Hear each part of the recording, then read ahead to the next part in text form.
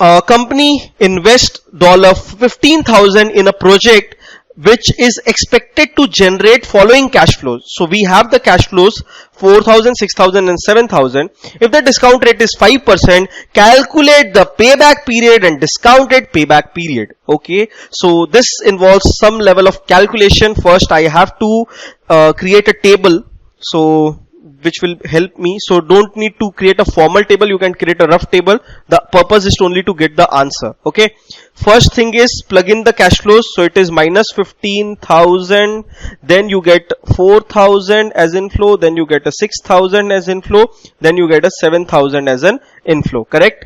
Now, what is cumulative cash flow?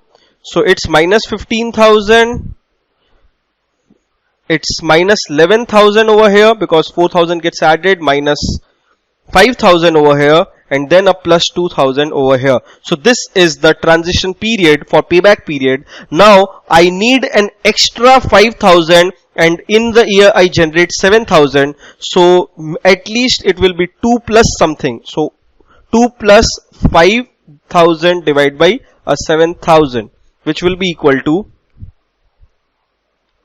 2 plus 5 divided 7, 2.71. So I get payback period as 2.71. Now I have to calculate a discounted payback period. So for that I have to calculate the discounted cash flow at the rate of 5%, right? So at the rate of 5%. So it is minus 15,000 standing at 0th day. Then 4,000 becomes 4,000 divide 1.05, 3809 or 3810. 3810. Okay. Then a 6,000 becomes 1.05 square, 5442. 442. And then 7,000 becomes 1.05 power 3, 6047. 6047. Correct. Now I have to calculate cumulative DCF. See, I have done it in rough way, and definitely you in exam you are supposed to do it in rough way. It's not a written exam that you are going to do a fair work. It's just that you need to calculate answer as quickly as possible because you need to only mark the correct option. Okay. So just calculate the cumulative cash flow. It will be minus 15,000. It will be minus 15,000. Then you add to minus 15,000 3810. You get minus 11,190. Then you again add 5442.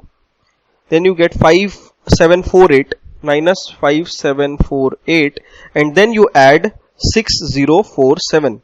And that turns out to be 299. 299. Okay. Now again, this is the transition period. How you calculate discounted payback period? It's the same methodology. You need in a year 5748 and you have generated in a year a discounted cash flow of 6047.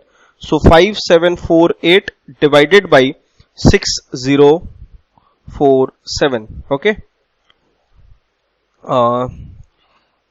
5748 divide 6047, you get a 2.95. So the correct option is option B. Okay. Option B is the correct answer. Just hang on. Some trick which may work in exam. See, you would have by now understood that calculating a payback period is relatively easier and faster compared to a discounted payback period. Okay. You also know that a discounted payback period for the same cash flow can never be lower than payback period. Reasons you know, I am not going to repeat that. So a discounted payback period can never be lower than a payback period, means it will always be higher than a payback period. Although the question didn't offer this option or the advantage in this situation. However, if you have calculated 2.71 as the payback period and you have these set of options, I only change this option to 1.05 years.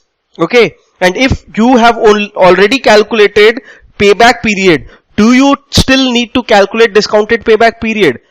I don't think it is, because you should know without any calculation that this equation can never work out mathematically. Okay, because a discounted payback period can never be lower than payback period. That means that option B is the correct option, given that you have already calculated your payback period. That would have reduced your solving by 50%. So these are the smart tricks that you need to. These are basically application, and CFA Institute loves to test this application, because you are supposed to apply your brains. It's not a written exam, right? So basically what I'm trying to say is that be smart enough to take care of these things. Okay, that's it. You have your answer.